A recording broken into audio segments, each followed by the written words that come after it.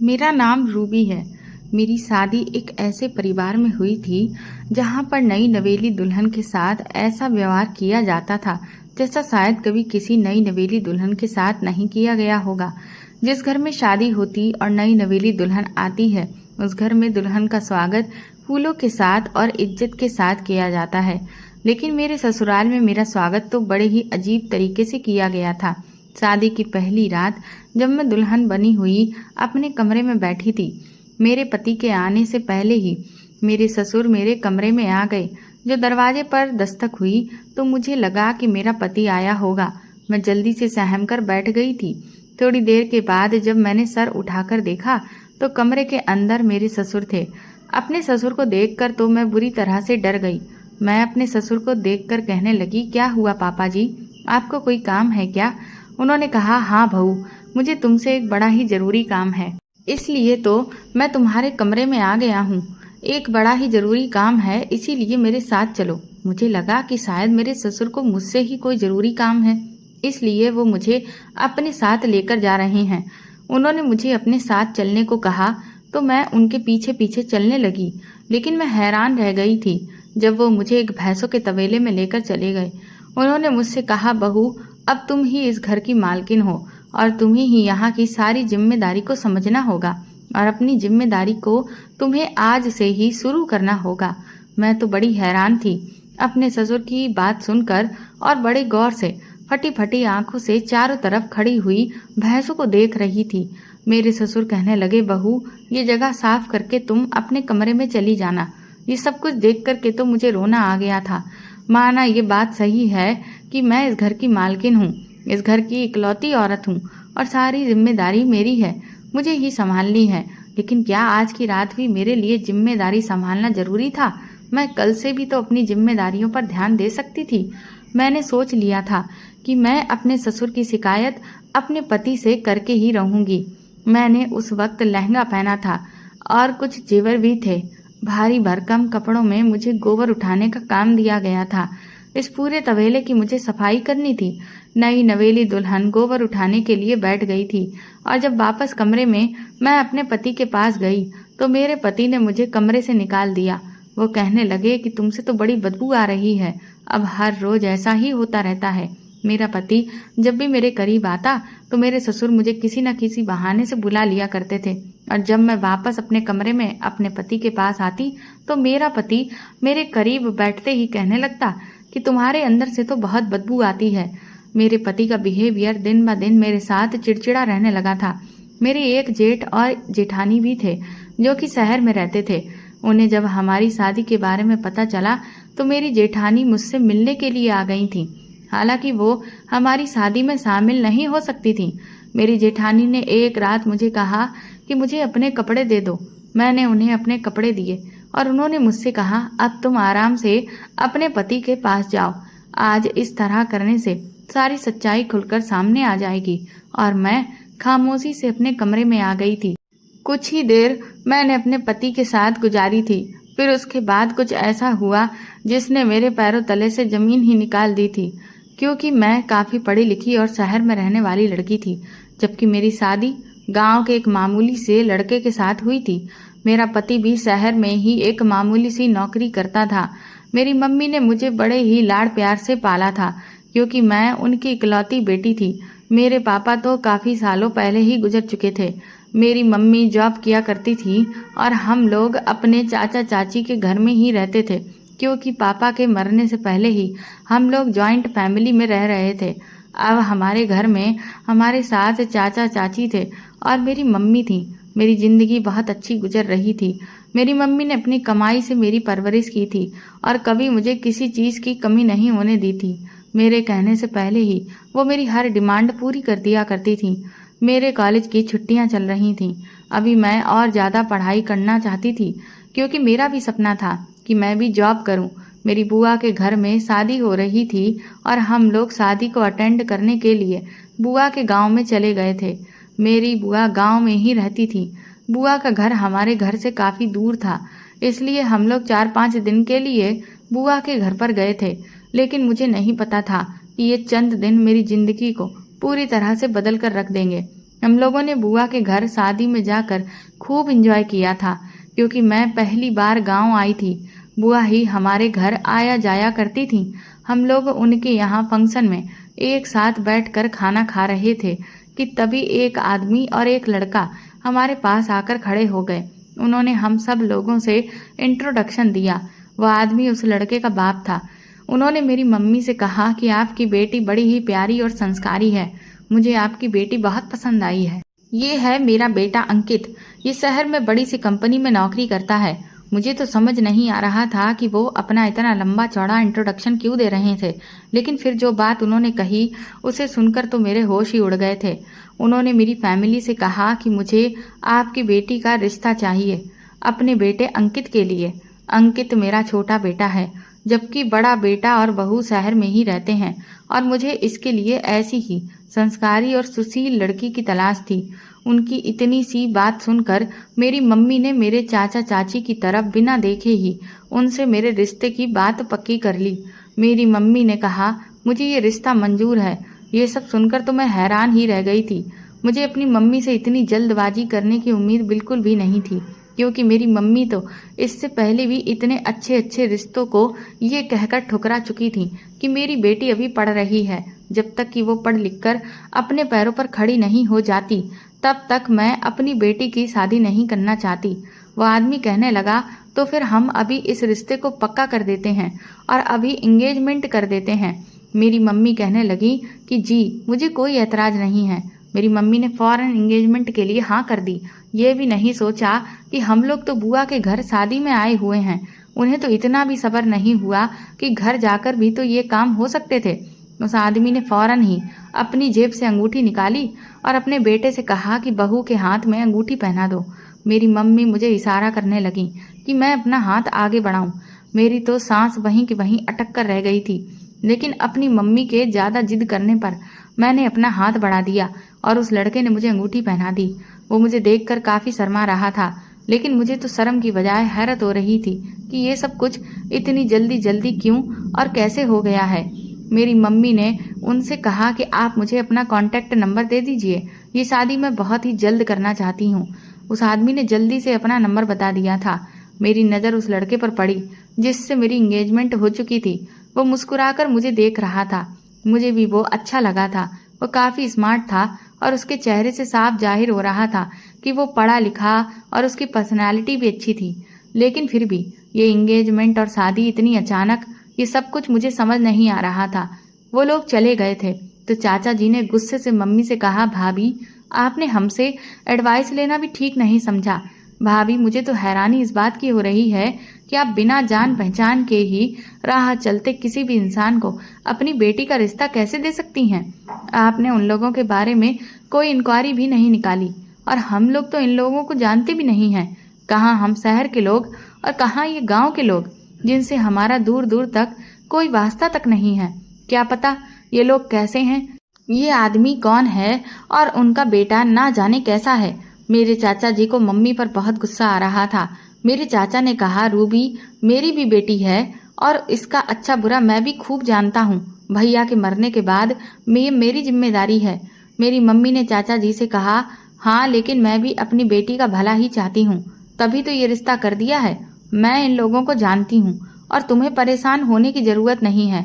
मेरी बेटी यहाँ खुश रहेगी। इस बात पर काफ़ी देर तक चाचा जी और मम्मी में बातें होती रहीं। हम शादी पूरी होने के बाद अपने घर वापस आ गए थे। घर में सबका ही बिहेवियर खराब हो रहा था। सबसे ज़्यादा गुस्सा तो मुझे आ रहा था कि मम्मी ने मेरे साथ ये क्या कर दिया है। एक तो बिना इजाज़त के मेरा रिश्ता कर दिया। अगले ही दिन मम्मी मेरे पास आकर कहने लगी, रूबी तुम्हारे ससुर का फ़ोन आया था। वो आज हमारे घर तुम्हारी शादी की डेट फिक्स करने के लिए आना चाहते हैं, तो अच्छी तरह से तुम तैयार हो जाना। तब मैं उनसे कहने लगी, मम्मी मैं तो आगे और पढ़ना चाहती हूँ। ये बात आप अच्छी तरह से जानती हैं, फिर आप मेरी शादी इतनी जल्दी क्यों करना चाहती हो। मम्मी ने मुझे गले से लगाया और कहने लगी, मेरी बेटी अपनी माँ की बात का मान रख लो। अगर तुमने शादी से इनकार कर दिया तो मैं कहीं मुंह दिखाने के लायक नहीं रहूँगी। फिर मम्मी ने मेरे सामने अपने हाथ जोड़ दिए और कहने लगी, ये मेरे जुड़े हुए हाथ देख लो। बस इसके आगे मैं मम्मी से कुछ नहीं कह सकी। फिर मैंने अपना सिर झुका दिया। वो मुझे आशीर्वाद देकर चली गई थी। शाम के टाइम पर वही आदमी और उसका बेटा हमारे घर पर आ चुके थे। मेरी शादी की डेट अगले महीने की फिक्स हो गई। मेरे चाचा जी ने मेरे ससुर से कहा भी था कि भाई साहब, आपको इतनी भी क्या जल्दी है, हम बेटी वाले हैं, बेटी वालों को तो काफी सारी तैयारी करनी पड़ती है। लेकिन वो आदमी चाचा जी से बात करने के मूड में ही नहीं था। वो मेरी मम्मी की तरफ देखकर कहने लगे, ममता, आपको तो शादी की डेट से कोई एतराज नहीं है ना? मेरी मम्मी ने नहीं में सिर हिला दिया तो वो हमारे घर से उठकर चले गए। मेरी मम्मी भी उठकर खड़ी हो गई और चाचा जी से कहने लगी कि मैं अपनी बेटी की शादी में किसी भी तरह की बद इंतजामी नहीं चाहती हूँ। इतना कहकर वो भी वहां से चली गई थी। चाचा जी मेरी तरफ देखकर कहने लगे, रूबी बेटा, तुम ही अपनी मम्मी से कहोगी कि मुझे ये शादी नहीं करनी। ये सुनकर मेरी आंखों में आंसू आ गए। मैंने चाचा जी से कहा, मैंने तो मम्मी से बात की थी, लेकिन उन्होंने मेरे सामने हाथ जोड़ दिए। मैं उनके सामने बेबस हो गई थी। मेरी बात सुनकर चाचा जी परेशान हो गए। दिन इसी तरह से गुजर गए थे और मेरी शादी का दिन भी आ गया था। घर में अजीब तरह की उदासी छाई हुई थी और इसी तरह मैं विदा होकर अपने ससुराल में पहुंची थी। मेरे ससुराल में मेरे पति और ससुर के अलावा कोई नहीं था। मेरी एक जेठ जेठानी थे, वो भी दूसरे शहर में रहते थे और कभी कभी ये गांव आ जाया करते थे। लेकिन सोचने वाली बात ये थी कि वो लोग मेरी शादी पर भी नहीं आए थे। मेरी मम्मी ने अपनी पढ़ी लिखी और शहर में रहने वाली बेटी को एक गांव के इंसान के हवाले कर दिया था। ऐसा नहीं था कि मैं किसी और को पसंद करती थी। अपनी मम्मी के फैसले से मुझे कोई ऐतराज नहीं था, लेकिन उन्हें ये भी तो देखना चाहिए था कि उनकी बेटी का स्टैंडर्ड क्या है और वो कहाँ उसकी शादी कर रही हैं। मुझे लगा कि मेरे ससुराल में मेरा स्वागत करने के लिए तो औरतें जरूर होंगी और मेहमान भी आए हुए होंगे, लेकिन जब मैं गाड़ी से उतरकर अपने ससुराल के घर में गई तो वहां तो कोई भी नहीं था। ऐसा लग ही नहीं रहा था कि ये शादी वाला घर है। बिल्कुल सिंपल तरीके से मैं खुद ही घर में आ गई थी। ना कोई सजावट, ना कोई फूलों की बौछार, ना कोई खुशियां, ना रौनक थी। इस घर में कुछ भी नहीं था। मेरे पति ने मुझे अपना कमरा दिखा दिया था और वो किसी से बात करने के लिए चले गए थे। यहाँ पर आने के बाद तो मेरा दिल ही टूट कर रह गया था। शादी को लेकर मेरे कुछ और ही सपने थे। मुझे अपनी मम्मी से बहुत शिकवा था कि उन्होंने मुझे बोझ समझकर अपने सर से बस उतार कर फेंक दिया। ये घर तो वैसे काफी बड़ा था, यहाँ पर हर फैसिलिटी थी। इस बात से तो मैं बेफिक्र हो गई थी कि चलो यहाँ पर कुछ तो अच्छा है। शादी के बाद लड़की के साथ कितनी सारी रस्में होती हैं, लेकिन यहाँ तो मेरे साथ कोई भी रस्में नहीं हुई थी, क्योंकि यहाँ मेरे साथ कोई रस्म करने वाला था ही नहीं। मैं खुद ही अपने कमरे में आकर दुल्हन बनकर बैठ गई थी। मेरे पति के कमरे की हालत देखकर भी नहीं लग रहा था कि ये शादी वाला कमरा है। मैं दुल्हन बनी अपने पति का इंतजार कर रही थी कि तभी दरवाजे पर दस्तक हुई। मुझे लगा मेरा पति आ गया होगा। मैंने जैसे ही सर उठाकर देखा तो सामने अपने ससुर को देखकर मेरे होश उड़ गए थे। सामने ही मेरे ससुर खड़े हुए थे। इस तरह से मुझे उनका अपने कमरे में आना बिल्कुल भी पसंद नहीं आया था, क्योंकि मैं उनके बेटे की पत्नी थी और अभी नई नवेली दुल्हन थी। उन्हें अपनी बहू के कमरे में आते हुए शर्म आनी चाहिए थी। मैंने घबराकर उनसे कहा कि आपको कोई काम है? उन्होंने कहा, हाँ, मुझे तुमसे एक बहुत जरूरी काम है, आओ मेरे साथ बाहर चलो। मैं कंफ्यूज हो रही थी कि रात के इस टाइम पर भला मेरे ससुर को नई नवेली दुल्हन से क्या काम पड़ गया था। फिर वो मुझे अपने घर के पीछे बने हुए भैंसों के तबेले में लेकर गए। वहां चारों तरफ भैंसों को देखकर मैं हैरान रह गई थी। मेरे ससुर ने कहा कि बहू, अब तुम ही इस घर की मालकिन हो और तुम्हें इस घर की जिम्मेदारी को अच्छी तरह से समझना होगा।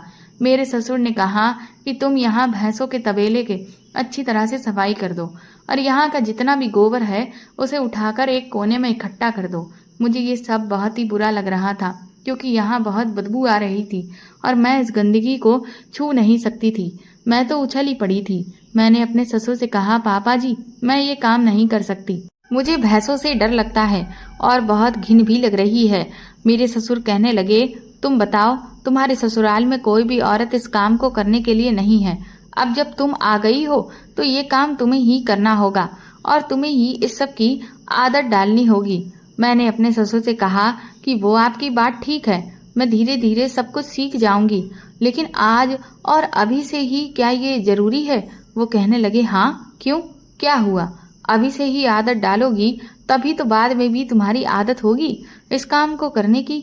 मेरे ससुर ने जब इस तरह की बातें की तो मैं उस काम को करने पर मजबूर हो गई थी और मैंने सोच लिया था कि मैं अपने ससुर की शिकायत अपने पति से जरूर करूंगी कि शादी की पहली रात यहाँ दुल्हन के साथ ये सुलूक किया जा रहा है। वो मुझे छोड़कर चले गए थे। उनके जाने के बाद मैं रोने लगी। मुझे बहुत ही घबराहट महसूस हो रही थी।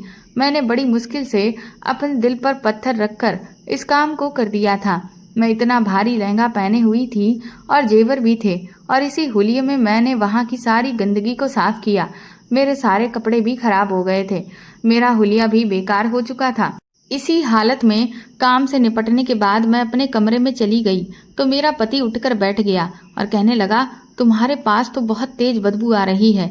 मैंने कहा, हाँ, गोबर की बदबू आ रही है। और मेरे पति ने कहा, ये तुमने क्या हालत बनाई हुई है।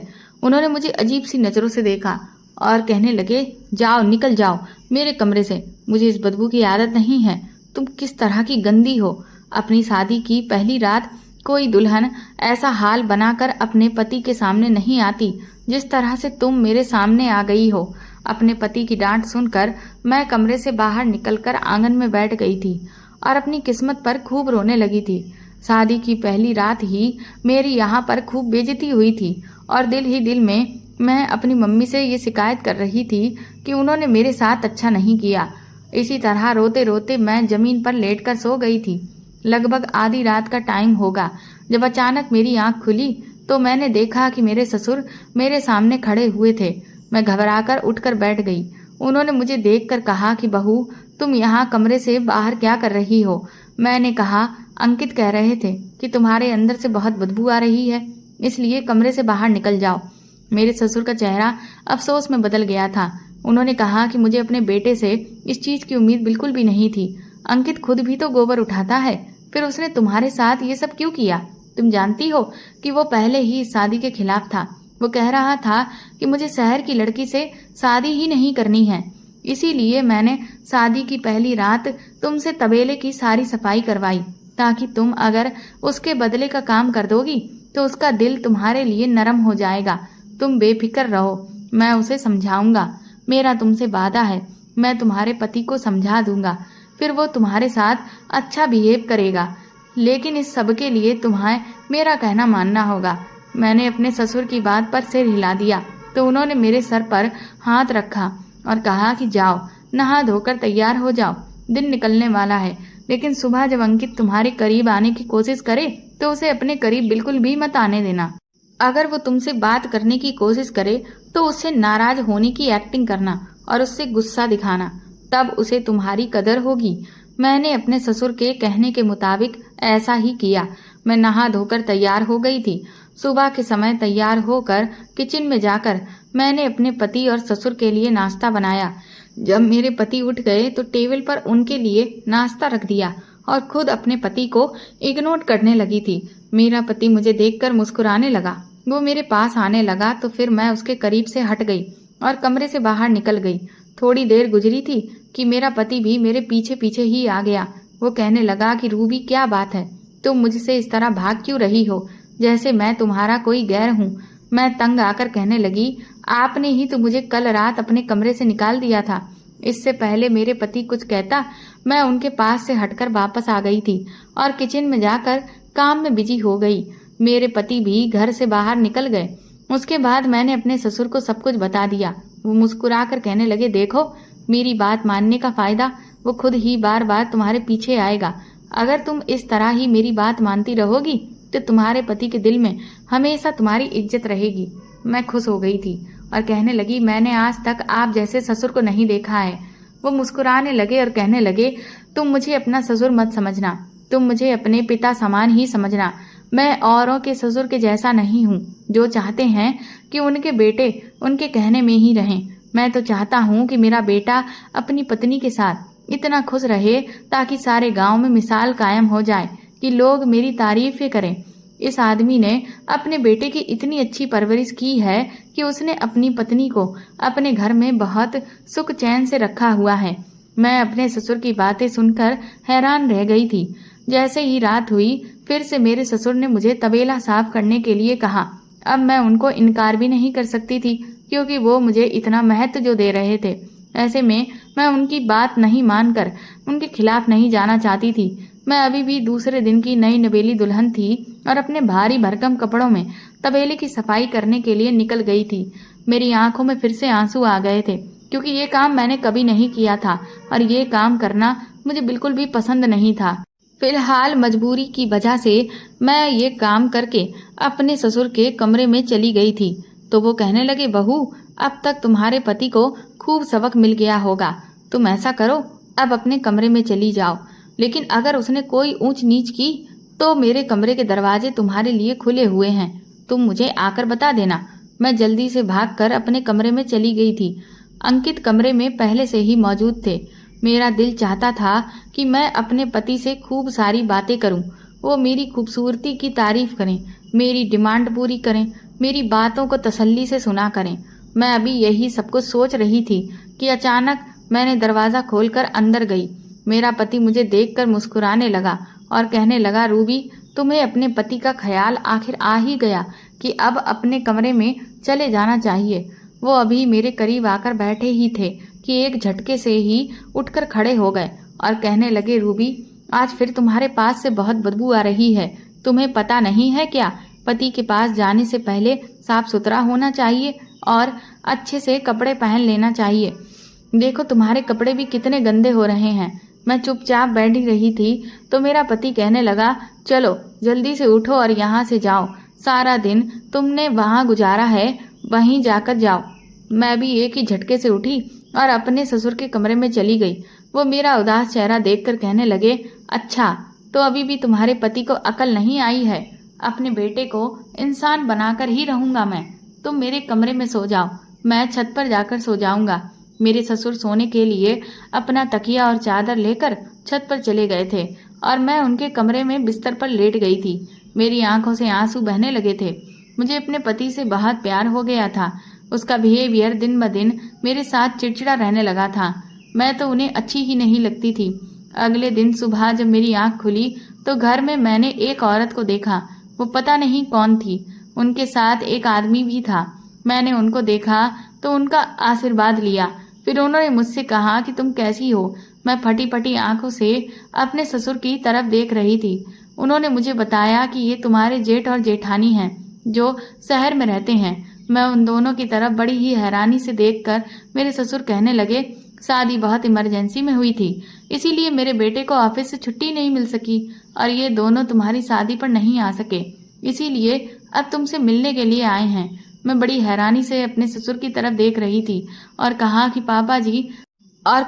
पापा जी हमारी शादी इमरजेंसी में हुई थी क्या? मेरे ससुर के चेहरे का रंग अचानक फीका पड़ गया और वो कहने लगे, तुम तो जानती ही हो कि अंकित इस शादी के लिए कहाँ मान रहा था। फिर जैसे ही मैंने उसको तैयार किया तो फौरन ही तुम दोनों की शादी कर दी गई ताकि वो फिर से कहीं मुकर न जाए।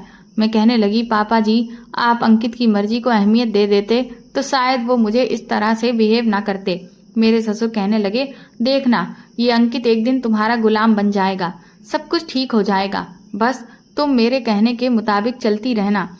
मैंने अपने ससुर की बात पर सिर हिला दिया था। मेरे ससुर तो गांव घूमने के लिए चले गए थे। फिर मैं अपनी जेठानी के साथ मिलकर सब लोगों के लिए नाश्ता बनाया। मेरा पति जब मुझसे बात करने की कोशिश करता तो मेरे ससुर कह देते थे कि अपने पति से प्यार से बात मत करना, और अगर मैं अपने पति को इग्नोर करती तो वो मुझे और ज़्यादा नाराज़ हो जाते। मेरी तो कुछ समझ नहीं आ रहा था कि मैं क्या करूं। मैं आज भी अपने पति को इग्नोर किया था। पहले तो वो मुझे बुलाते रहे, लेकिन जब मैं उनकी बात नहीं सुनी तो वो गुस्से में आ गए और मुझसे कहने लगे कि अगर तुम ये शादी नहीं करना चाहती थी तो तुम इनकार कर देती। लेकिन एक बात याद रखो, ये सब ज़्यादा दिन तक मैं बर्दाश्त नहीं करूँगा। मैं तुम्हें डाइवोर्स देकर इस घर से निकाल दूंगा। अपने पति की बात सुनकर मैं फूट फूट कर रोने लगी थी। तभी मेरे ससुर ने मेरे पति को आवाज़ लगा दी और वो अपने पिता की बात सुनने के लिए चले गए। मैं भी थोड़ी देर के बाद बाहर चली गई थी। मेरे ससुर ने कहा कि बहू घर के कामों पर ध्यान दिया करो, अंकित खुद ही ठीक हो जाएगा, तुम जाकर तबेला साफ करके आओ। मेरी जेठानी बहुत अच्छी थी। जब उन्होंने मेरे ससुर से ये बात कहते हुए सुना कि मुझे तबेला साफ करना है तो वो हैरान रह गई थी। वो कहने लगी, रूबी ये सब कुछ तुम क्या कर रही हो? क्या तुम तबेले की सफाई करती हो? मैंने कहा, जी भाभी, मैं हर शाम को ही तबेले की सफाई करती हूँ।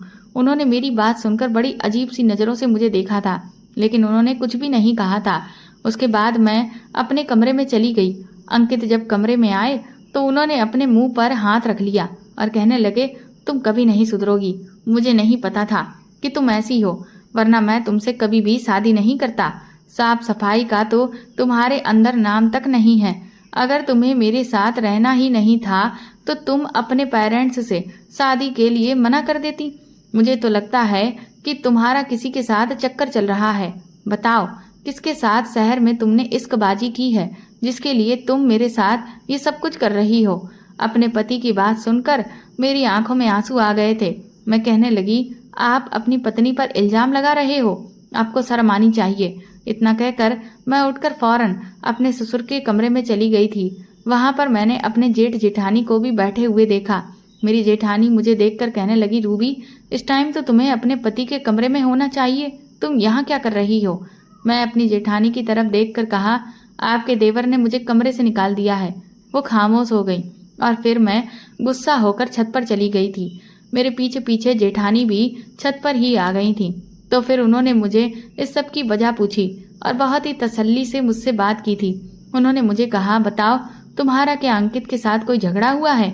मैं उनकी ये बात सुनकर रोने लगी और उनको बताया कि भाभी, शादी की पहली रात ही अंकित मुझे अपने कमरे से बाहर निकाल देते हैं। वो कहने लगी, ऐसी क्या वजह होती है जिसकी वजह से वो तुम्हें कमरे से निकाल देता है? मैं उनके सामने शर्मिंदा हो गई थी और कहने लगी, अंकित कहते हैं कि तुम्हारे अंदर से बहुत बुरी बदबू आती है। मेरी जेठानी कहने लगी, वो सच ही तो कहता है। सच में तुम्हारे अंदर से बहुत बुरी बदबू आती है। क्या तुम्हें वो बदबू महसूस नहीं होती है? मैंने कहा, मुझे भी ये बदबू अच्छी नहीं लगती, मगर मैं क्या करूं? पापा जी ने मुझसे कह रखा है कि मैं शाम के टाइम अपने कमरे में जाने से पहले तबेले को अच्छी तरह से साफ कर दिया करूं, नहीं तो फिर अंकित मुझसे नाराज हो जाएंगे। मेरी जेठानी ने कहा कि तुम फिक्र मत करो, सब कुछ ठीक हो जाएगा, मैं तुम्हारा साथ दूंगी। इसी तरह जैसे ही शाम हुई तो मेरी जेठानी कहने लगी, तुम मुझे अपनी कोई साड़ी लाकर दे दो। फिर वो कहने लगी, अब तुम अपने कमरे में चली जाओ, पापा जी को ऐसा ही लगेगा कि तुम ही तबेले को साफ कर रही हो। मैं बहुत खुश हुई थी कि मेरी जेठानी ने मेरा कितना साथ दिया है। मैंने आज अच्छे कपड़े पहन लिए थे और मैं अच्छी तरह से तैयार होकर अपने पति के आने का इंतजार करने लगी थी। आज मेरे अंदर से कोई बदबू भी नहीं आ रही थी। आज मैं जल्दी ही अपने कमरे में चली गई थी।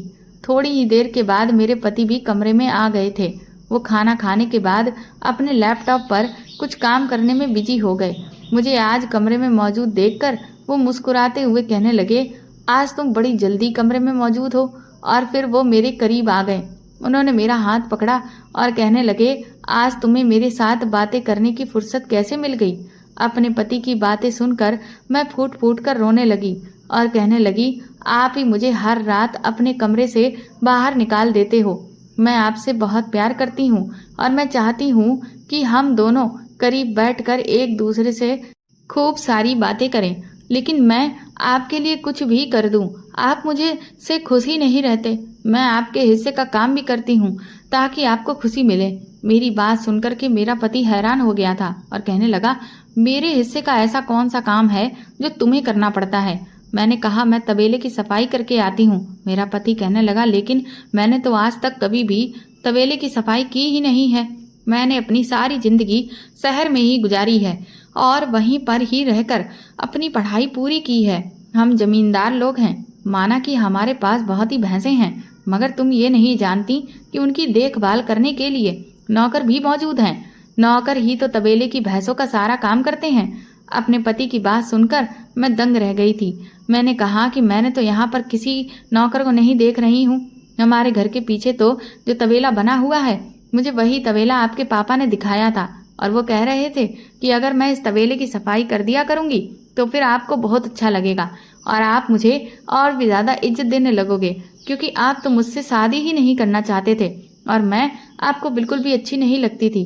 बस मैं तो आपके दिल में जगह बनाने के लिए ही ये सब कुछ कर रही थी, मगर आप तो मुझे अपने कमरे से बाहर ही निकाल दिया करते थे। मेरे पति हैरान हो गए। वो कहने लगे, तुम किस तबेले की बात कर रही हो? चलो, मुझे वहां पर ले चलो। मैं और अंकित घर से बाहर निकल गए और घर के पीछे तबेले के अंदर चले गए थे।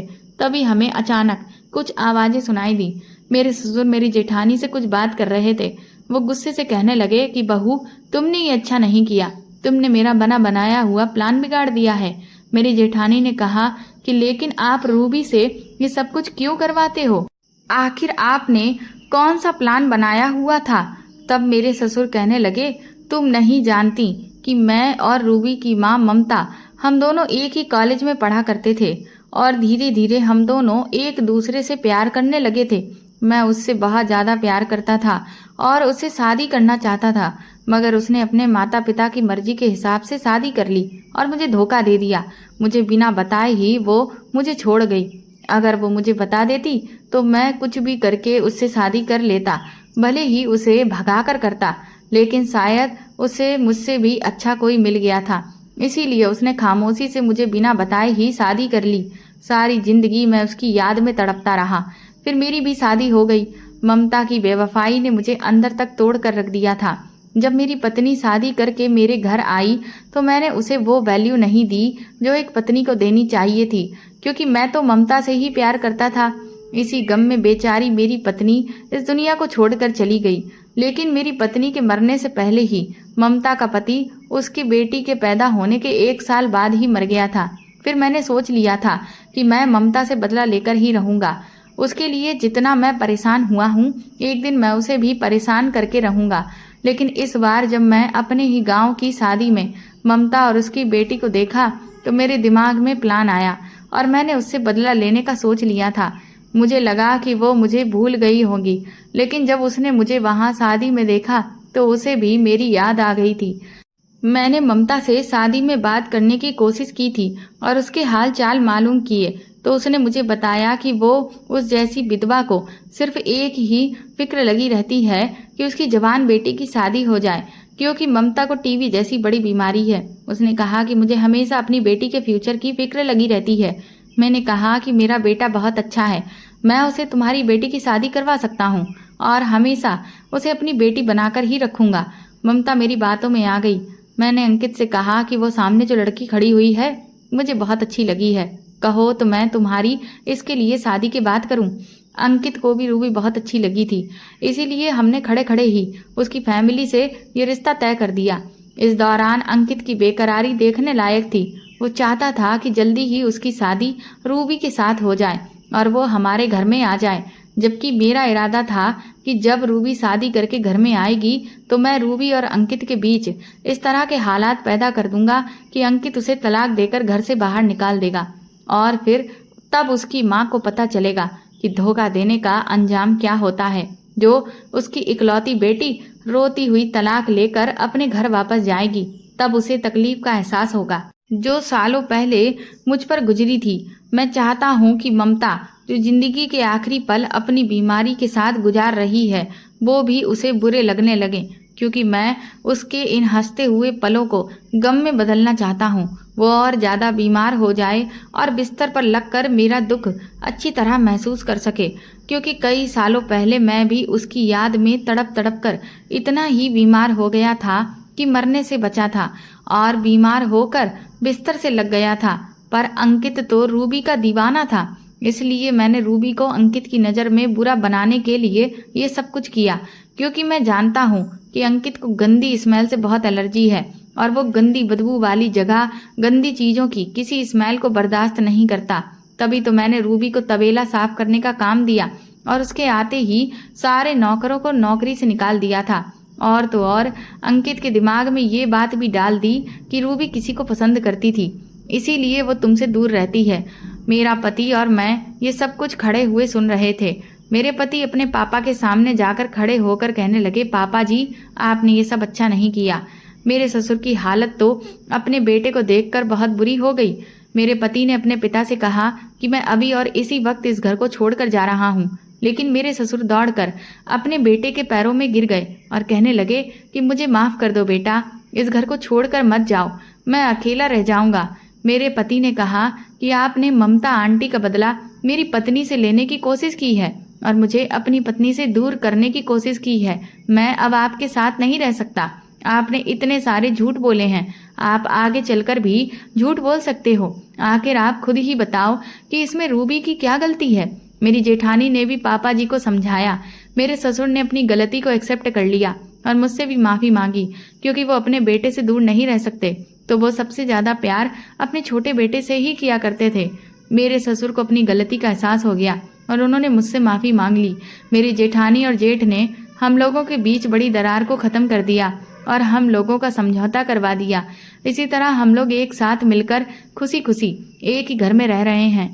मेरे पति ने हाथ जोड़कर मुझसे माफी मांगी, मैंने भी उन्हें माफ कर दिया और शायद इसकी वजह से मेरे पति मुझसे अब और भी ज्यादा प्यार करते हैं, क्योंकि उन्हें लगा था कि उनकी पत्नी उनके लिए कुछ भी कर सकती है। मेरे ससुर बिल्कुल ठीक हो गए हैं और अपनी पुरानी वाली गलतियों पर बहुत शर्मिंदा होते हैं। मेरे पति के साथ मेरी जिंदगी बहुत अच्छी गुजर रही है। तो दोस्तों, आपको ये कहानी कैसी लगी हमें कमेंट करके ज़रूर बताएं और इस कहानी को ज़्यादा से ज़्यादा शेयर और लाइक करके मेरे चैनल को सपोर्ट करें।